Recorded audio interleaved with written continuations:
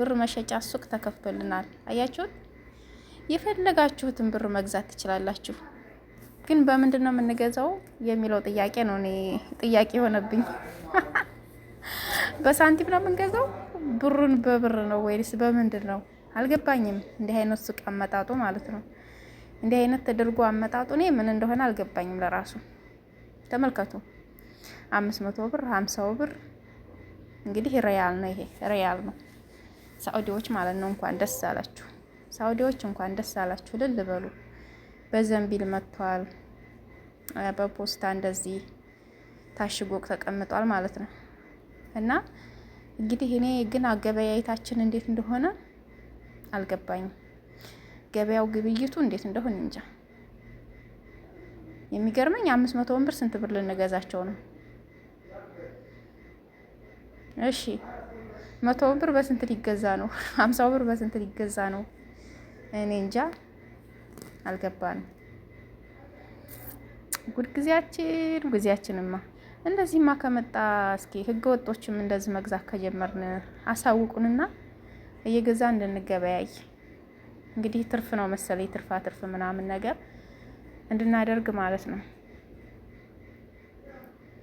እኔ እንጃ። እኔ የመሰለኝን ልንገራችሁ። 500 ብር ለምሳሌ 450 ገዝተን እንዴ እነሱም ትርፍ ይፈልጋሉ። እኔ እንዴት ነው የሚገዛው? ግራ ነው የገባኝ። እሺ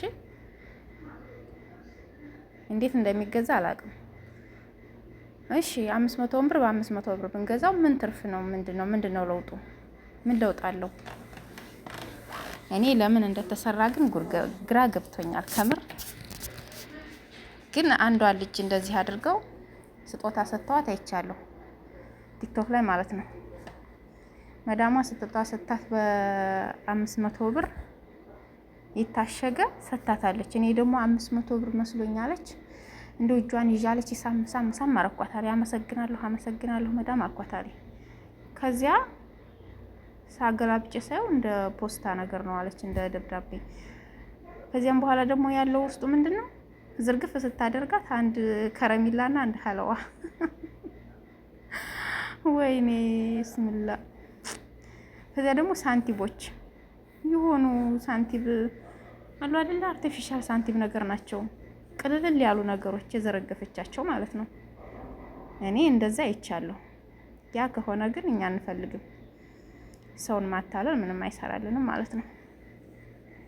ግን ብሩን በብር ገዘታና ለውጥ ካለው ትርፍ ካለው ለውጥ ነገር ካለው ያሳውቁንና እንመጣለን እንገዛችኋለን ማለት ነው። እንደዛ ይመስለኛል። ሌላው ነገር ይሄ ሰውን ማታለል 500 ብር ሰጥቼ ውስጡ ስጦታ አድርጌ በ500 ብር ጠቅልሌ ምናምን እንደ ፖስታ መስጠት 50 ብር እንደዛ